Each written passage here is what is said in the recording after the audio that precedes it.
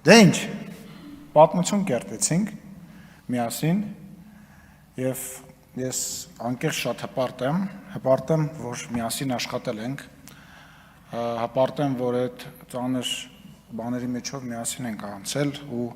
կյանքում իրար վրա որևիցե ձևով կասկած չենք ունեցել, նաև լավ բաների համար եմ հպարտ, որովհետև այն ճամփորդությունները, այն իրադարձությունները, այն բանակցությունները, այն միջազգային հանդիպումները, որը որ մենք ենք իրականացրել միասին, իրոք պատմական են, մերսի շատ, ապրեք բոլորդ, ես նույնպես շնորհակալություն եմ հայտնում բոլորիդ, նաև աշխատակազմին, բոլոր բաժիններին շնորհակալություն եմ հայտնում և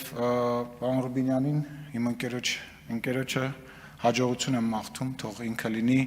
երկրորդ ազգային ժողովի նախագահը, որ ստաբիլ 5 տարի կունենա ազգային ժողովում և եթե ինչ-որ աշխատանքիս ընթացքում ինչ-որ մեկի նկատմամբ անարդար եմ եղել, թող ներողամիտ լինեն,